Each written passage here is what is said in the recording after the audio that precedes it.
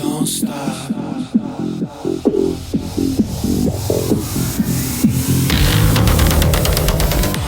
Hi, thanks for joining me on the Everything and Anything in a Big A podcast. I'm Zach Randles-Friedman, your host.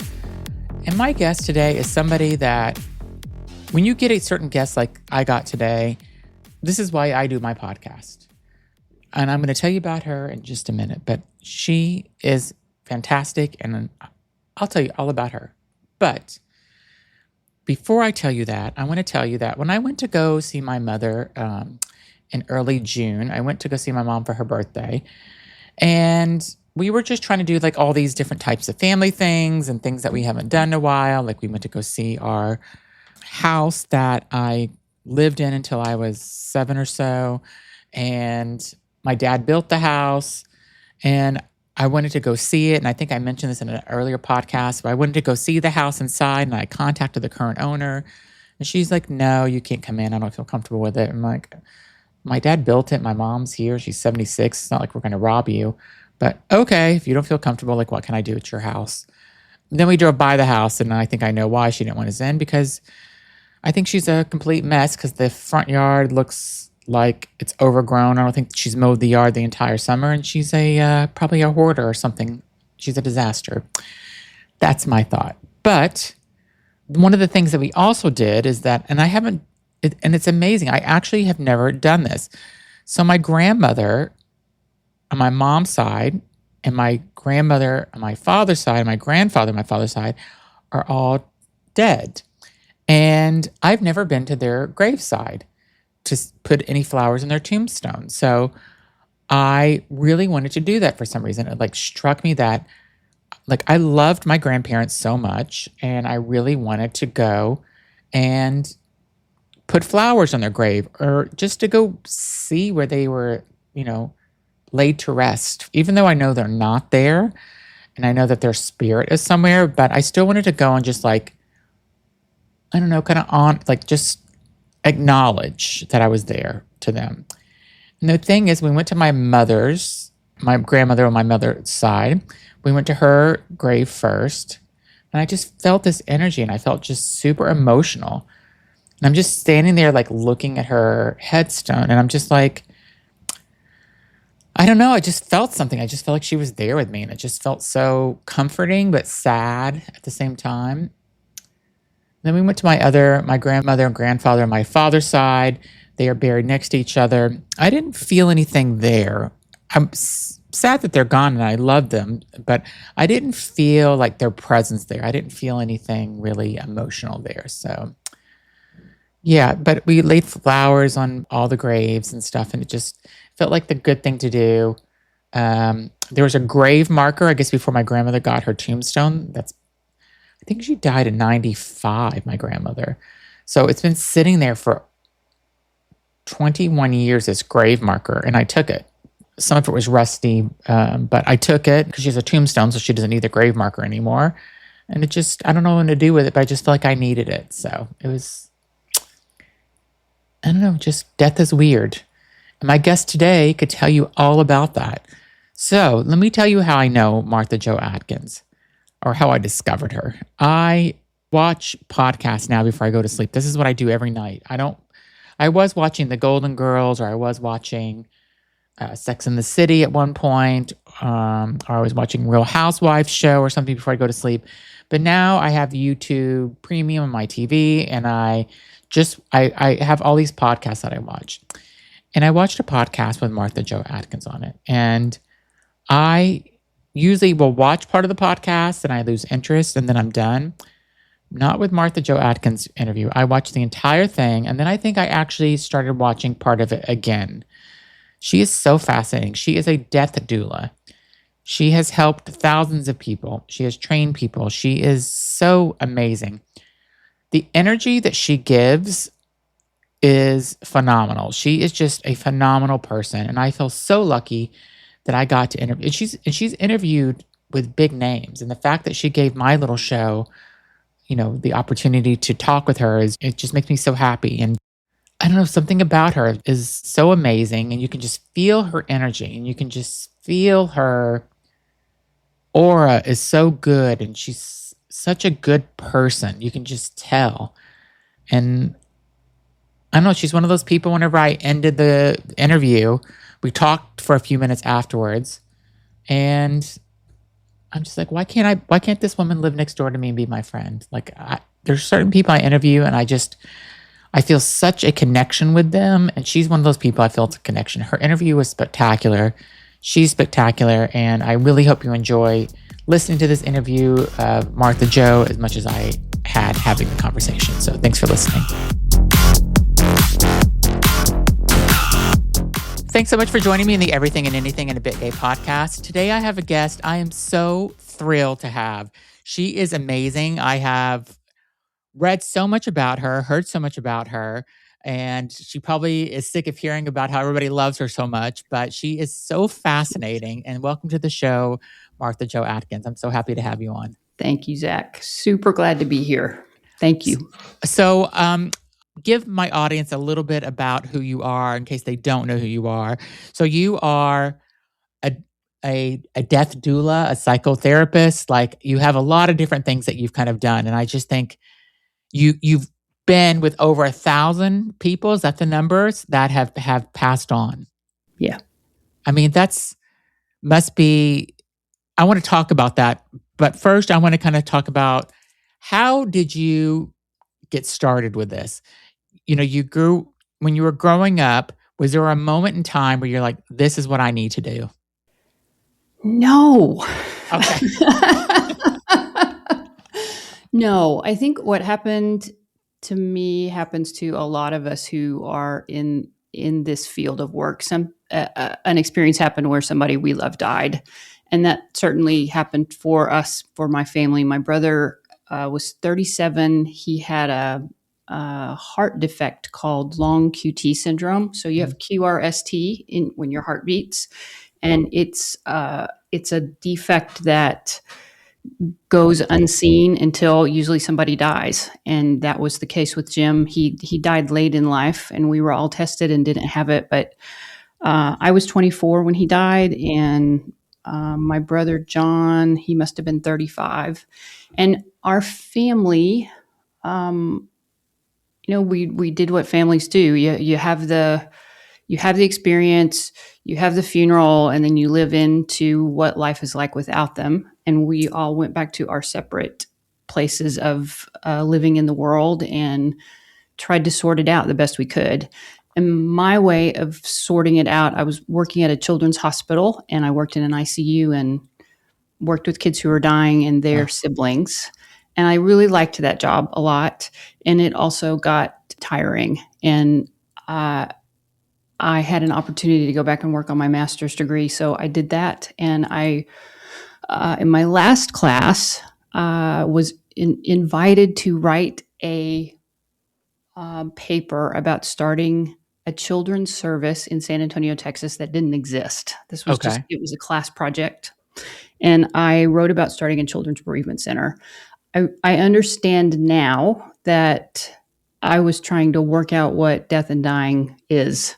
And that's probably what I've been doing for the last 35 years, is trying to work that out. So that's how I got started.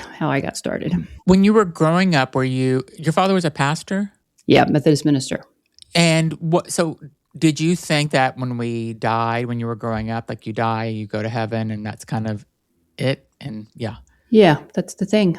And whenever you started kind of working with people as they were dying, did your mind change? Did it kind of have you have a shift almost very quickly about what happens? Because you've seen over 1,000 people that you've been with. I mean, that's pretty amazing. And it just grabs my heart, because you're there to make them comfortable. And it's so, a lot of people couldn't do that. A lot of people can't. And those of us who are called to it, and I will say it's a calling, and people who do this work will nod along with me. For me, it's a pull into the liminal space. There's a different kind of energy there, and a different kind of connection with people. I often talk about how there's not room for BS there.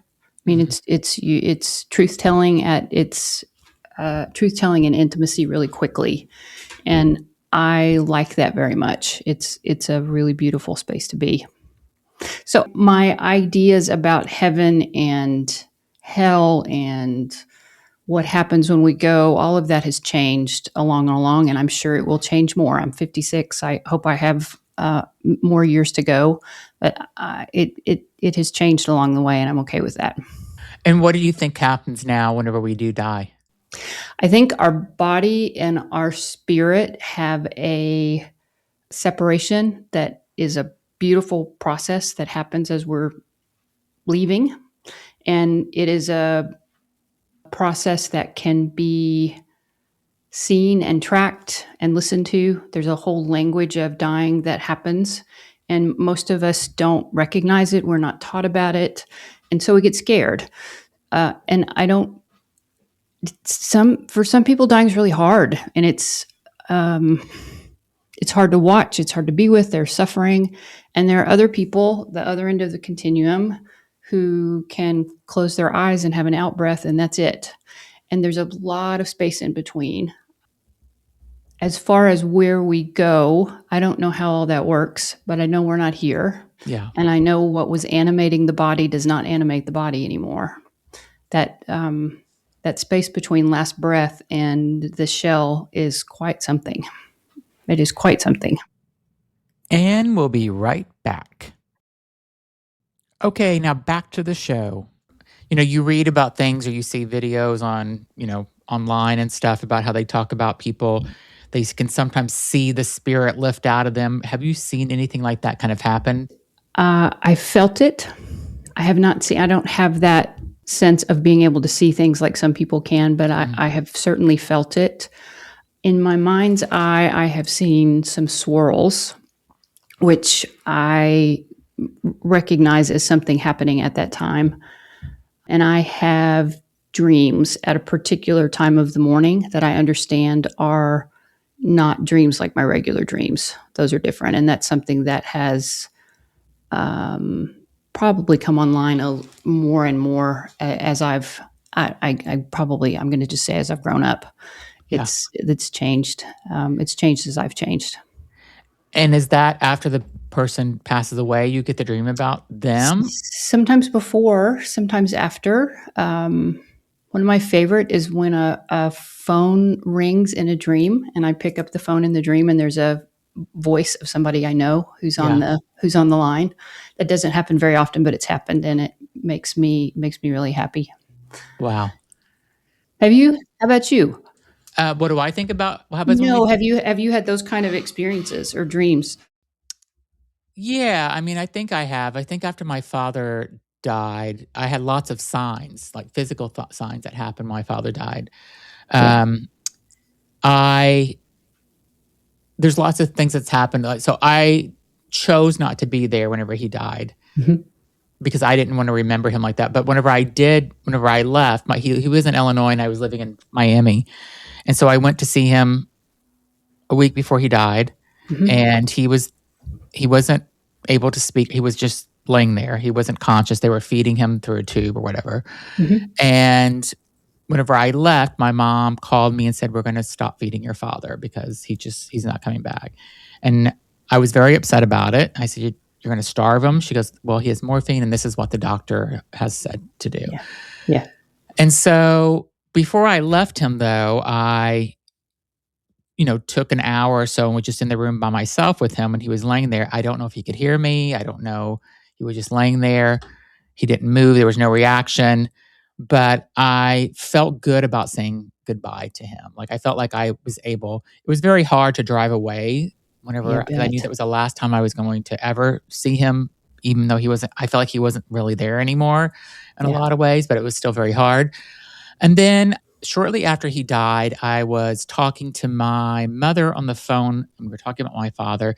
And I had this bathroom that was across from my bedroom, and there was a picture of my father when he was a child sitting on the shelf, on the window shelf. And if the picture, it was sitting there for years. So it isn't like I moved and it wasn't. The picture didn't just fall forward. The picture fell and then got thrown through the shower curtain. Whoa. And Then on my desk, my work desk, I had like 6 pictures of my father and family there. And I'm sitting there and I'm talking about my father to somebody else, and all 6 pictures flip forward. All 6 of them. All 6 Holy of them. cow. And then the other way that my dad was an electrician and he worked at a nuclear power plant. And one of the things that he does is he contacts us through electricity. Yeah. Because this happened one time when I was living in an apartment, and I had a big walk-in closet, and I'd go into that walk-in closet, get my clothes in the morning, and then go into the bathroom and get ready for work. Yeah. And I would wake up in the morning and the light would already be on in the closet. And I'm like, that's weird. Like, okay. And then I started to realize, I said, I'm going to make sure this light is off before I go to bed. And it still came on it was still on the next morning. And there's just been like other signs like that. And I can feel him whenever he is here. Yeah. And there's things that he does with lights. And I know he's here. Yeah. My mother has dreams about him often. And she says they feel so different and they feel so real. But she's never had any signs of my father. The only sign she ever had from my father was he bought her this clock that played it was like this big clock on the wall that played some music like on the hour. It was kind of annoying actually because it was It's a bird clock. not a bird clock sound. It was just like some clock, and the batteries died in it, and it wasn't working. It was just there. Yes. When my father died the next morning, battery's dead. It played the music. Yeah. And it's crazy. So It is crazy. That very same thing happened. It was the year or the second year anniversary after Jim died, and the clock didn't have batteries in it, and the clock played. Yeah. And it's just fabulous. It's wild and fabulous. Yeah. And I think that doing this podcast for the last 2.5 years, talking with many people, mediumship classes and stuff, cool. I have a whole different way of thinking about what happens when we die. Yeah. So I'm not scared to die anymore. I don't want to die. Yeah. I'm scared about like how I'm going to die one day, but I'm not scared once I die. Like I'm not scared of that at all. Yeah. 'Cause I think it's going to be better than where we are now is what I think. I'm with you. My grandfather was a Church of God, Southern Baptist. It was a religious family. When we moved from Illinois to Miami, away from my grandfather, my dad said, "Do you want to go to church anymore?" And I said, "No, I don't." And so we did, because my father grew up in a very strict house. There was no dancing, there was no card playing, all this stuff. So he had a completely kind of different life. And he made up for it once he Good for him. once he moved out. But I completely have a different feeling. And I do wonder if my dad could hear me sometimes whenever he was laying there. I don't know. For some reason, I don't think he could. Yeah. How come? I don't know. There was just kind of no response, no eyes like kind of moving or anything. There was just like nothing. And maybe I think he could hear me. I just don't think his like physical body could hear me. Yeah. Because there was just no reaction. Yeah. And I just told him that I was leaving and that I love him whenever I left. And I said, I'm glad I got to see you before you go into the next stage. And that's how I left it. And it took my mom 10 years to get past it. Because that was her soulmate. They were together. He just was retiring and stuff, and she was like looking forward to that whole life. And so it was really hard for her. So I think just in the last couple of years is when she's really started living her life again. Yeah. So it's a hard thing when you have plans. You're going to retire and you're going to go live the next 20 years or 30 years with this person, and then they're gone. And who am I now? And who do I want to be? And I want to be the person I was with the person who died, and that can't happen. And there's a lot of reconciling in our humanness we get to do, and it takes as long as it takes. It just does. He knew he was going to die the Christmas before he died. He died in September of 2008. He knew in December of 2007 he was going to die. And the reason why I know is because they were going to move from Miami to Illinois because he wanted my mom to be with her, close to her family, instead of being in Florida where it was just me, and I was probably going to move from Florida, which I did. And he wanted her to be near her sister and his brother and have family. And I said, and then they ended up leaving like 2 days before Christmas. I'm like, Dad, you're leaving, like, stay for Christmas. And he goes, and told me, he goes, oh, there'll be many more Christmases together. And I knew when he said that he wasn't telling me the truth. He knew. Oh. But I feel comfort in knowing that he's still here with me, though, in a lot of ways. Yeah. It's amazing that you can feel him around and he's dropping signs, and it's just great. I'll tell you one more story, then I Tell me. want to talk more about you.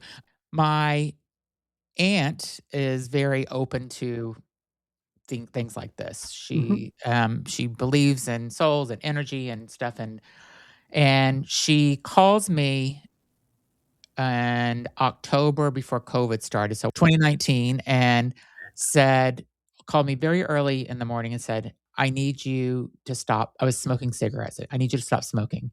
Mhm. I said, okay, why? I mean, other than the obvious reasons. She goes, your dad came to me last night in my dream. I Oh. said, okay. And she goes, we were talking about our mother in the dream. And then before the dream ended, he says, I want you to tell the boys to stop smoking.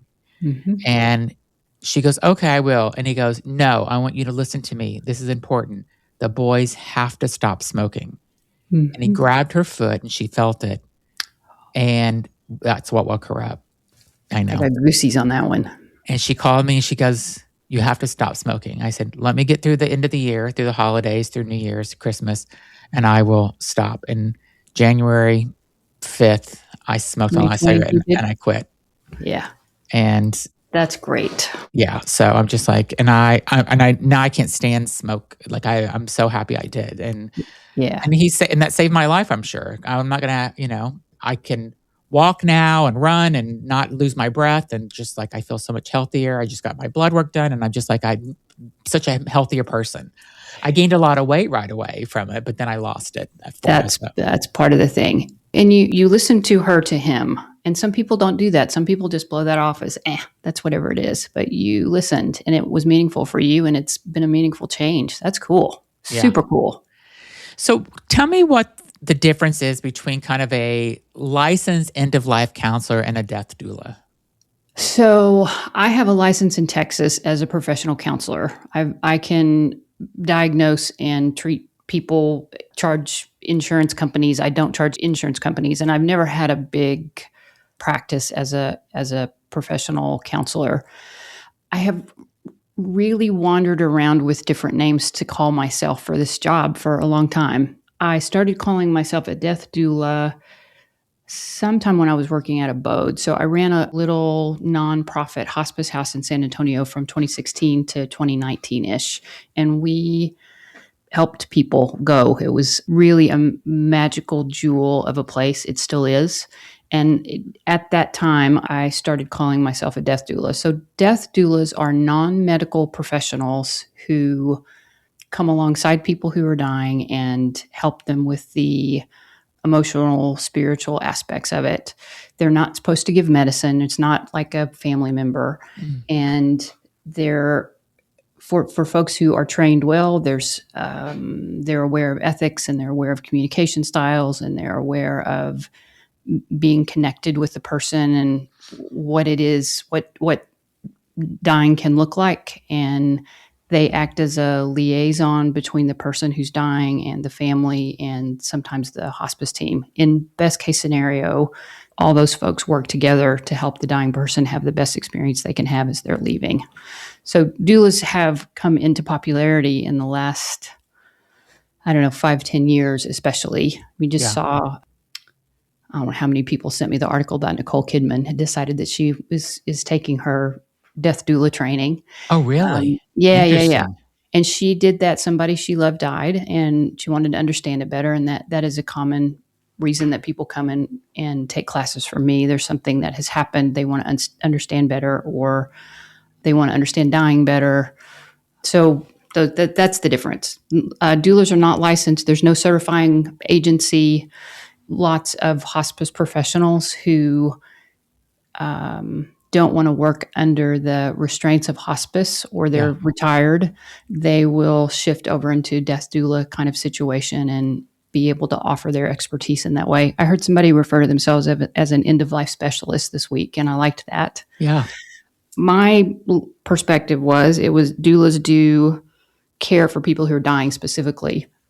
And I met a woman last year in London, and her specialty, she calls herself a doula, and she works with people where a death has happened, and she comes in right after and helps with tending of the body and tending of the house and tending of the people who need tending. I told a story about a baby who had died, and the young mother and father had not been back in their home. And she was brought in, flew to another country. She met them at the house and spent the week with them. Walking into the house for the first time without their baby, there's all the baby stuff there, having ritual around that, ceremony around that, and helping them ease into this next experience of living. So there's different ways of doulaing. The main thing, I think, is it's just helping people cross a really big threshold that needs to be crossed. It is being crossed. And if we're lucky, we have people who can help us cross it. And doulas do that. So what happens? Does somebody give you a phone call and say, I need you to come now? Is that basically kind of how it happens? Yeah. It's been a couple years since I've been bedside with somebody, and that's been purposeful. It is no small task to go and in bed with somebody and work with a family. It's a lot of energy and it's a lot of time, and absolutely worthwhile. And we have to plan our life in a way so that we can be supportive of people in that fashion. Okay. What happens for me now, I'm mostly supporting people who are doing that. I get calls, X, Y, or Z is happening. What would you suggest I do? And we do that. So I guess I'm more in a mentoring role. And there certainly are people that I'm on the list to call if something happens to them, and I will go and help them. But that's how it works for me.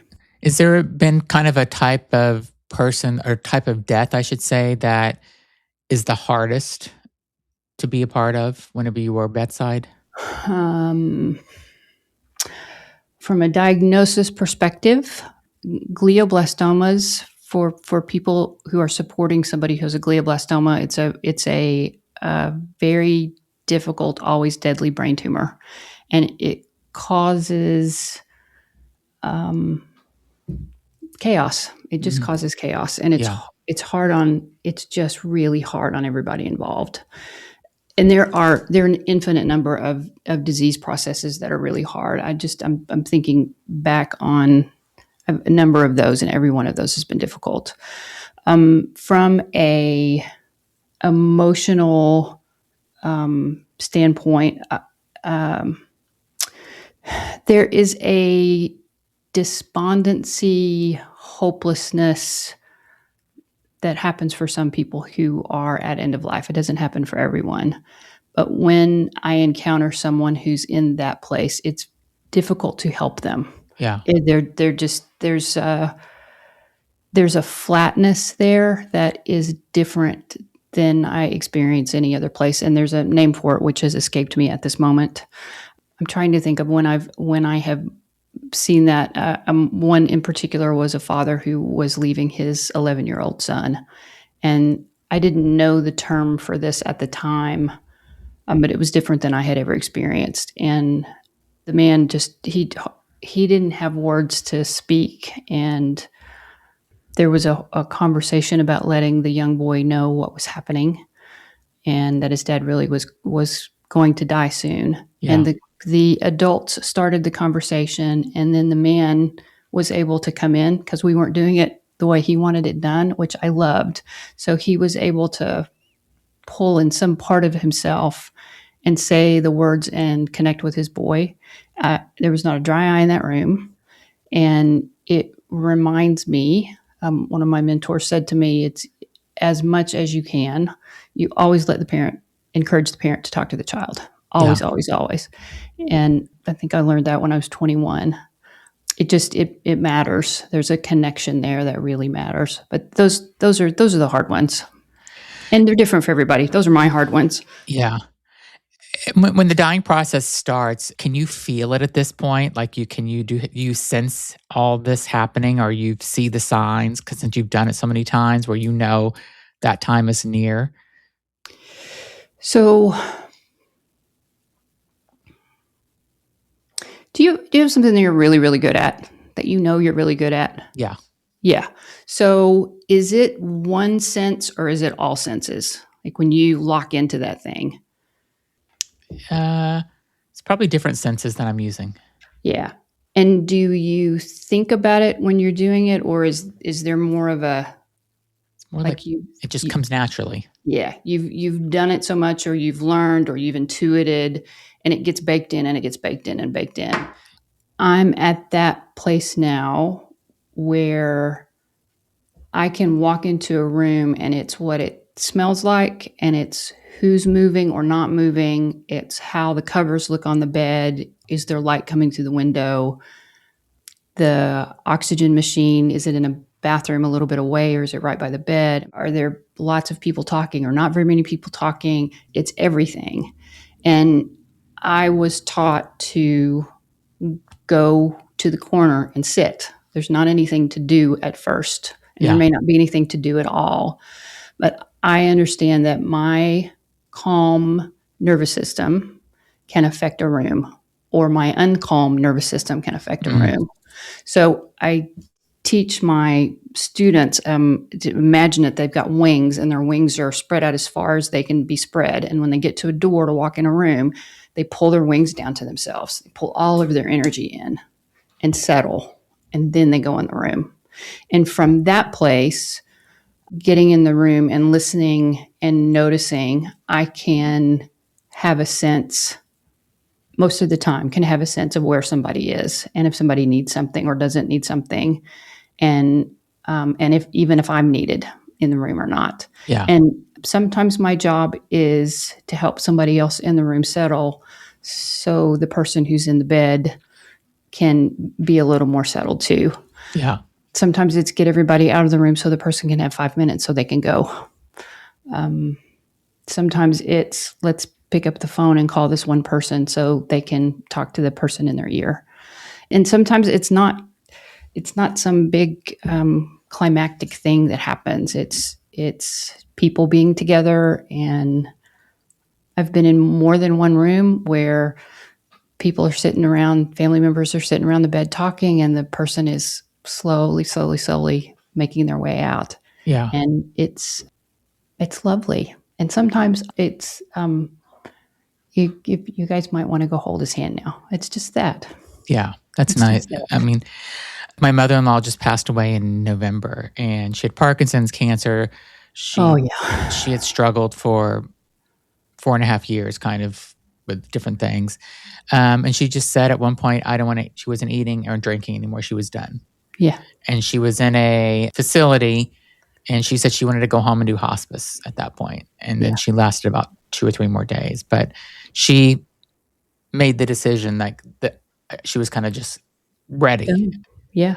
And everybody respected it. And I was so happy that her husband respected it, her daughter, her son, they all respected it. Yeah. And it's just, and she got to go home and die in her own home. So that was what she wanted. That's a beautiful thing. Yeah. Is that common for people, just to be like, I don't want to eat, I don't want to drink, I'm done? Yes, I have worked with a number of people who said they're done. They don't want any more treatment. There are other people that want to go on hospice but still have some treatment. And then there are people who are going to fight tooth and nail to the very end. And there's a place I have had to get to. Part of my growth is about that piece of oh my gosh, they could have such a more peaceful experience if they would just, That is so on me. That is none of my business. They are having whatever experience they're having. They need to hang on for whatever reason they need to hang on. And I had to have a couple of hard lessons about that to recognize where I was getting in the way and that I needed to step back and be a presence who could come alongside without judgment. And I can do that now. We all have our lessons to learn. So it is quite a continuum. It's hard for families when our person stops eating. Food is love, and we think, oh my gosh, but if they quit, then if everything's going to be over. And yeah, it is. But they don't need the food. Their body doesn't need the food because their body is working to release the spirit. Yeah. And it's a thing that we humans get to wrap our brain around. And after we do it and we see it a few times, they go, oh yeah, they're doing that thing. They're doing that thing where they're letting go. They're unwinding. I call it unwinding. Body and spirit are unwinding. And that's part of it. And we'll be right back. Okay, and now back to the show. I've also had I'm at the age where my friends are losing their parents now. So Yeah. It's kind of like you go through a time in your life when everybody's getting married, where everybody's having kids, people getting divorces. And I'm at that time where my friends are now, parents are starting to pass away. Yeah. And I've heard this over and over about, oh yeah, they're so much better today. They're like up and walking. It's like a big burst of energy. And then like the next day they're gone. Yeah. Do you see that as something common that kind of happens where they're just like, you think they're going to get better or there's a big improvement and then they're gone? It's when people are in their dying experience, there is terminal restlessness and terminal agitation. They're kind of the same thing. And there's an experience that happens where people will go into themselves. So as you were describing your dad and him not moving his eyes or moving when you were speaking with them, they're way far in themselves. And sometimes people can come back from that, open their eyes, have full-on conversations. You think they're fine, and they're back. It's really an amazing thing for patients who have dementia and have been uncommunicative for 10 or 12 years, and they're able to come back and have a full-on conversation and ask how people are. And then there's just like, oh, I'm tired. I'm going to go back and rest. And they go back and rest, and then they die. Yeah. It's a phenomenon that happens. It's documented anecdotally, hundreds and thousands of years old. Yeah. It's part of the experience for some people. It does not happen for everybody. But there are these surges of energy that, somebody's in the bed for a couple of weeks and then they can be up for 4 or 5 days. And then they go back for another, week or so. And then they're up for another 4 or 5, able to walk, haven't had anything to eat that whole time. It's fascinating. Bodies are fascinating. Yeah. Going back to my father, do you think that he could hear me or not hear me? If you had a guess? I know you weren't there, so it's hard to guess maybe. But. So my guess is he could. And Really? It is, I'm thinking of my friend Mark and his awareness and how his awareness was at the very, very last couple hours. And he was floppy. You'd hold his arm up and he would just flop on the bed. There was a moment I went to sit beside him and his brother sat on the other side of him and someone walked out of the house. Those three things happened simultaneously. And Mark left at that moment. Like there was, in my mind, in my meaning making, there was an awareness that a shift of energy had changed and it was okay for him to go. And I have seen those shift of energies enough and felt them enough that I don't think they're not aware. Their hearing is the last to go, and they talk about having pictures of brainwaves being cited as reasons that is a thing. And people with near-death experiences are way far out of their body, and they can hear things. So I believe people can. I've also been in a room with families who are making a decision about something. And as soon as the decision is made, the person switches and goes. I mean, one in particular, the woman must have been in her 90s. I think he was in his 90s, and he just wouldn't let go. And we were sitting on the couch talking, and the lady said, well, we've figured out I'm going to go live in Tyler. And I said, oh, great. We talked about that a little bit, 5-minute conversation. And then he settled and he could let go because he knew his 90-year-old baby was going to be taken care of. Yeah. So I do think they can hear us and process, and I don't understand it all, but I believe they can. Yeah, that actually makes me feel much better. I don't know. That's very comforting to know. Thank you. Well, Zach, the other thing I really want to, it is not innate for everyone to go and have a conversation like you had with your dad to say goodbye. Yeah. I mean, so many people don't do that because they don't, well, who knows why they do it. There's a lot of feelings involved when you say goodbye to somebody. It's hard. Oh, it's very. And it's something that we avoid. And I appreciate that you're saying it aloud, what your experience was, and say it to your audience, because it gives your friends especially an opportunity to hear the way somebody did it. And then they get to figure out if they want to do it that way too, or if there's another way they want to do it. Yeah. I think that's one of the values of having conversations like this. We get to hear the way people did things and go, okay, I'll test that one. Oh, that didn't sound very good. I won't ever do that, but that sounds great. So I appreciate that you shared that with us. Yeah. I mean, when my mother-in-law died, we chose not to be there whenever we knew that she was going to go home. Sure. That was because my husband did not want to be there. Yeah. And great. But we got to say goodbye to her when she was still aware. Yeah. We left, and 4 days later, when she went home, she died.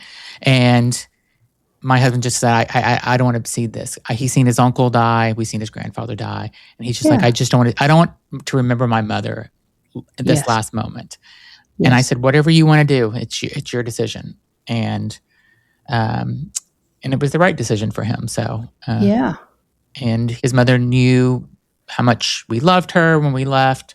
I don't know if she quite knew, maybe she did, when we said goodbye and left the room. She maybe known that was the last time, but she was not totally there, but she was aware. Like, she gave us a kiss goodbye and a hug and stuff. So she was enough there. Sweet.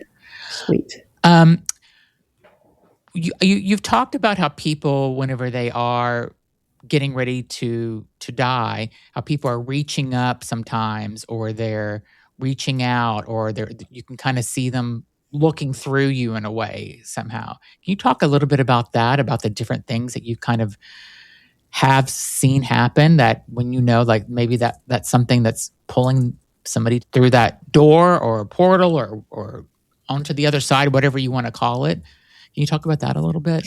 This is one of my very favorite things to talk about. I remember talking to a kid at the bereavement center who was telling me about being in her home. Her dad had died. She was, I think she was about to go to bed, and she said she knew her dad was there and he was sitting on the bed. And I said, how do you know he was there? Well, the end of the bed went down. And I asked some other question, and she just looked at me like I had 5 eyes. Like, of course it was true. He was absolutely there. And I got really interested in these visits. And then I got interested in the visits that happened before. And when my mother was in her dying experience in the living room at her house, I talked to her about telling me if she saw anybody. And she wasn't real sure about that, but she kind of made a joke out of it. And then I watched her do these things that I had been studying for my dissertation. I've been reading all these articles and research journals and old books, and holy crap, she started doing all the stuff. Yeah. She would look over the side of the bed, and she's having animated conversations, and her brow is furrowed. And my brother interrupted her one time to ask her what she'd said, and she was pissed. She's like, you've interrupted my conversation. We're like, okay, all right. She was a little bit farther along then. My dad had all kinds of visions. He had the common ones about doors that were locked and can we get through the door and how do we get that door open and who's that man standing over there. My question was always, are they friendly? And he would nod. And I started using the term friendlies for people that dying people see that they don't recognize. There's hallucinations and there's visions. In the way I see it, the way I make meaning, if you're lucky, people will start to talk about the people they don't know who begin to show up. And this is a little earlier in the process. And I have this in my mind on a kind of a timeline. But these friendlies or unseens show up and they're just kind of around. Tyler Henry talks about being in the hospital. He was particularly sick and he saw somebody come to the door of his room and kind of look in the room like this, and he didn't know who it was. And I thought, oh, he had a friendly. Okay. He was really sick. He wasn't dying yet. When the shift, again, my meaning making, happens where the person is moving into their dying experience, the language changes, so the doors begin to open and people they recognize begin to show up. Cousins show up, or people from the old neighborhood, or Butch in the book, his rugby team showed up. And then there are these pieces of there's a car that's going to drive us somewhere, but the car doesn't have doors, or the car doesn't have a key, or the car doesn't have an engine. There's something that's hindering movement to get to the next thing. Butch had the ladders. The guys came down on ladders, and he was mad because the guys took the ladders with them. And the other time the ladders were too short. I've heard that several times from other people too. It's a language that's specific to the person, and it has these elements that are on this trajectory of experience. Again, this unwinding that happens. We're downstairs and I want to get upstairs, but I don't know how to get upstairs. Yeah. And the response then, it's like you'll know how to get upstairs when it's time to get upstairs. And then, oh my gosh, we're upstairs. Okay, cool. But now there's more doors. And the door down in the end is the one I need to go to. Cool. Do you know there's a light over there? Do you guys see that light? I don't see that light, but keep talking about it or keep telling me about it. There's a light in the ceiling in one of the rooms at Abode. And we had 3 people back to back in that room. It was the middle room.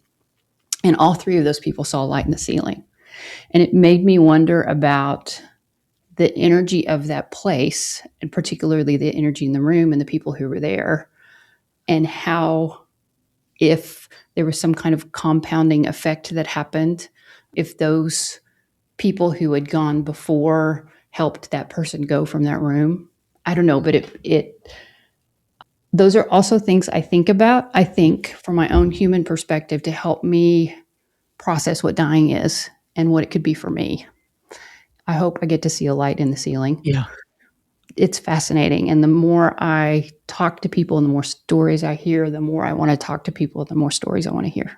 Yeah. So do you believe that it's our consciousness or our soul that's kind of leaving this body, our bodies, to kind of go to wherever they're going? I do. And any idea where you think that going is? I had a guy wrote me a letter. It must have been 20 years ago now. And he had HIV and he wanted to let go, and his family didn't want him to let go. And this was a letter. I think he needed somebody he needed to tell his story and needed to process that a little bit. But he said, I feel like I have a balloon in me and it's getting bigger and bigger and bigger. And he said, all I want to be is outside. Only want to be outside.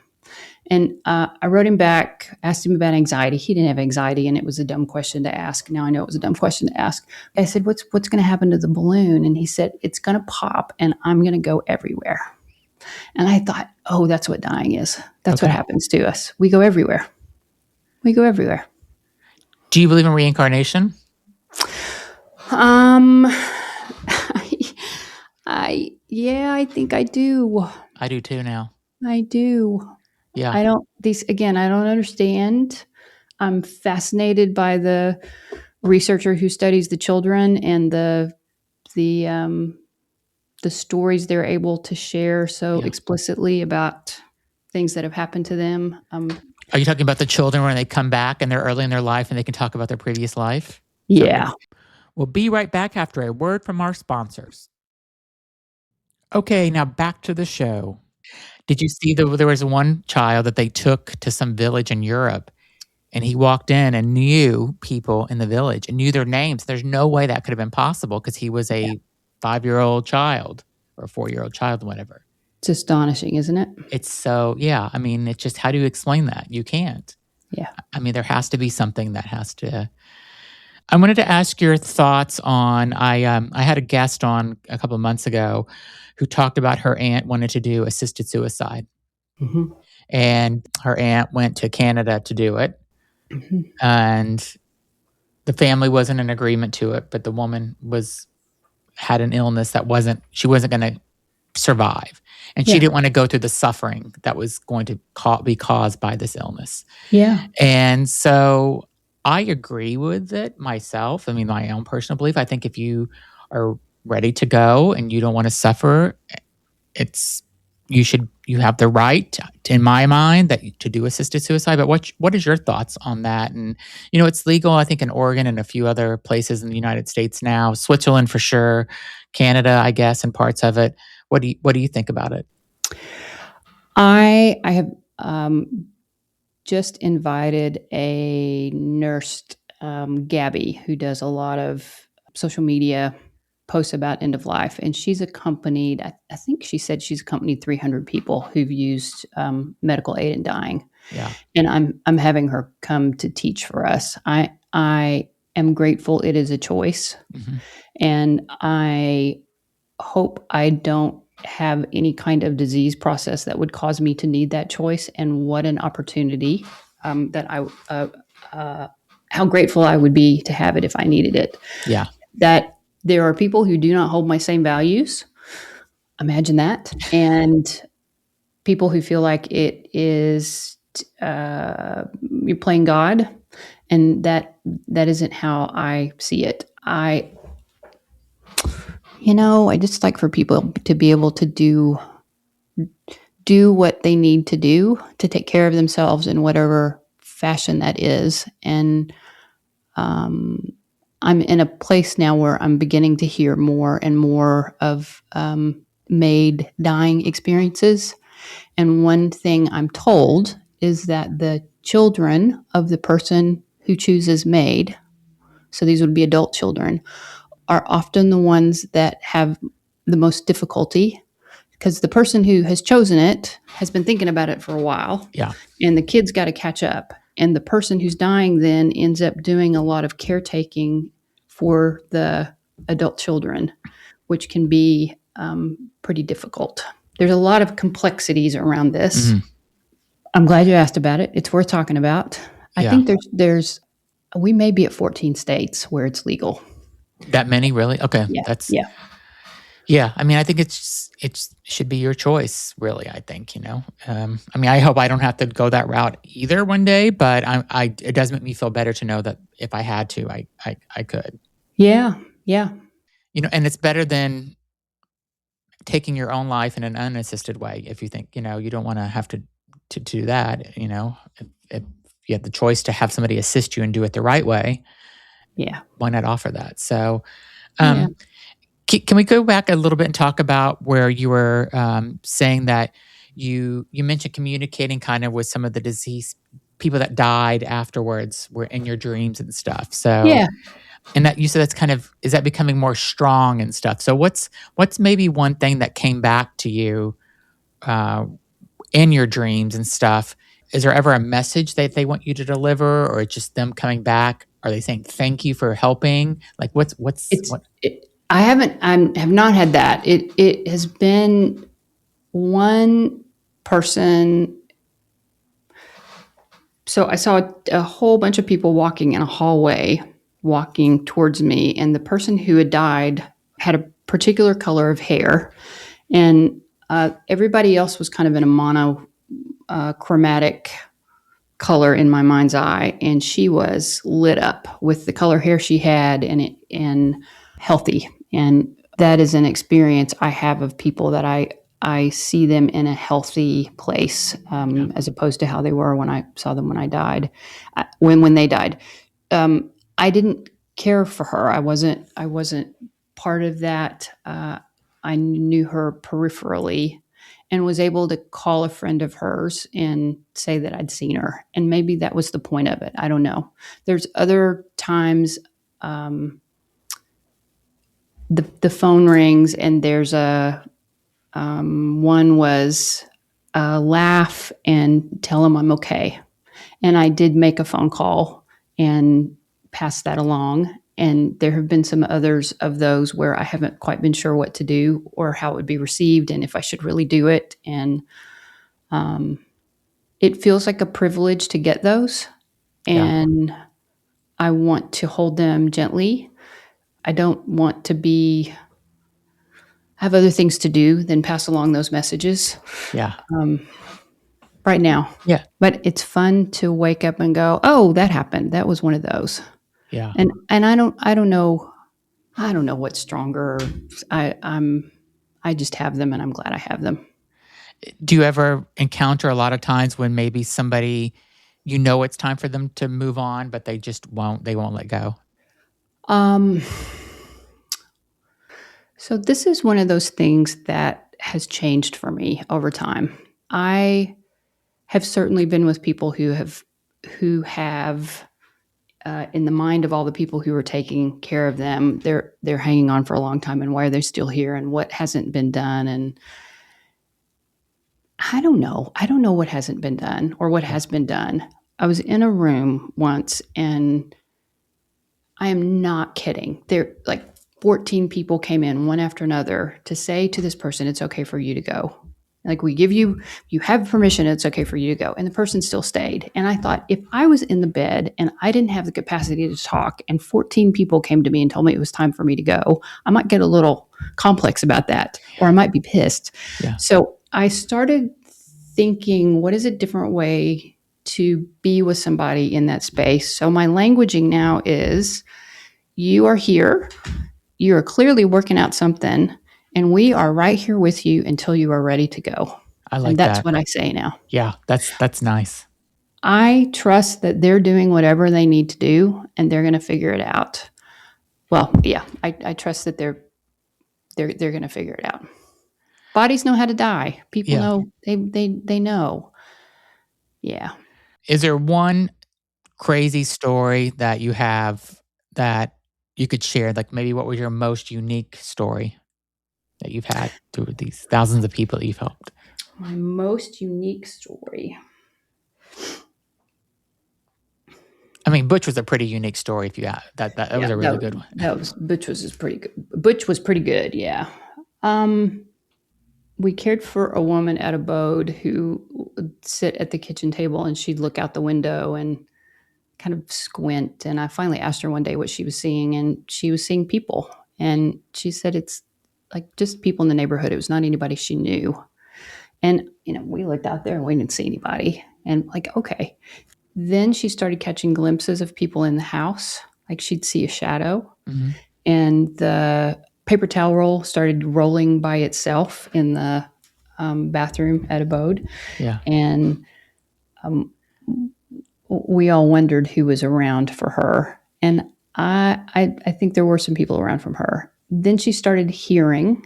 She would hear voices, and she would hear eventually people she knew, and eventually she heard her mother, and eventually she saw her mother. Okay. And I think working with her was such a treasure, because it really was that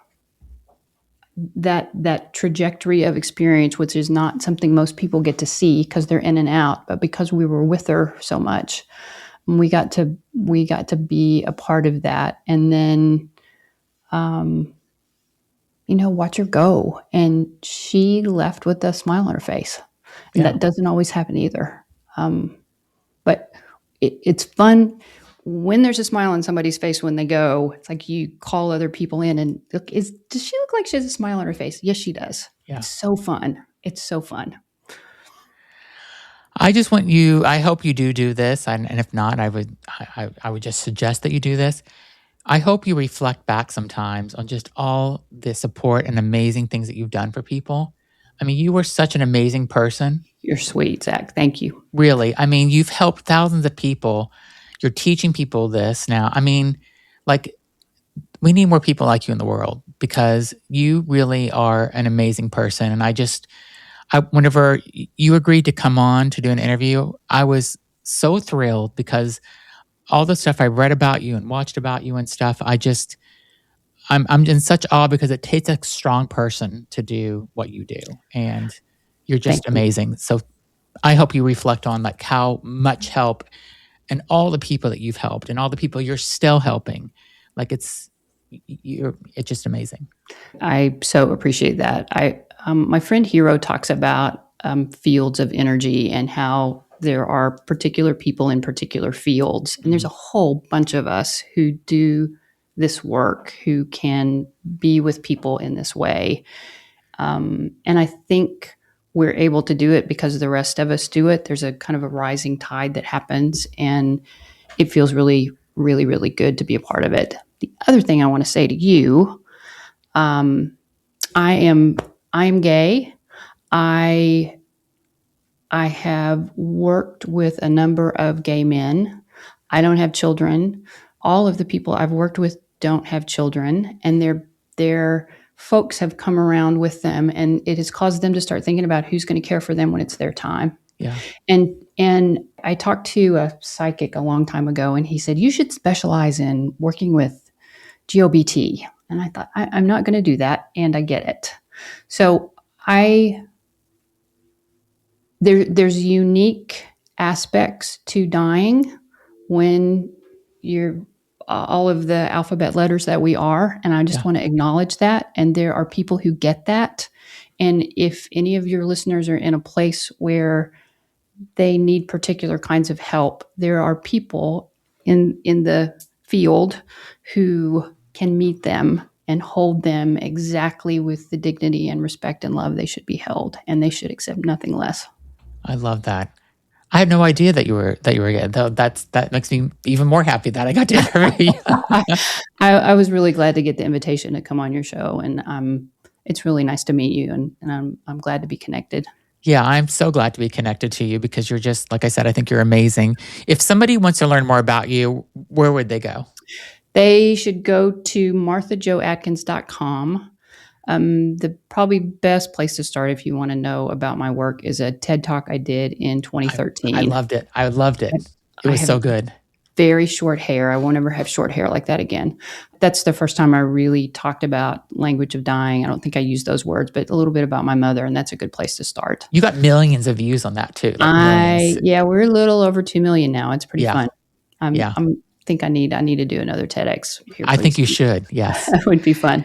And come on back on anytime you want to promote that or anything you want. So I will put the website, your website in the description of this podcast or video, whoever's listening. So go and please check out her website. And again, thank you so much for being on. It's really been an honor because when you said yes, you have no idea how happy it made me because I think what you do is quite amazing and fascinating. So thank you again. Zach. Thank you. You're welcome. Thanks for asking. Thanks, everybody, for listening. If this episode resonates with somebody you know, please be sure to share it with them. And thanks, everybody, for listening. Come back tomorrow for my next guest. Thanks, everybody.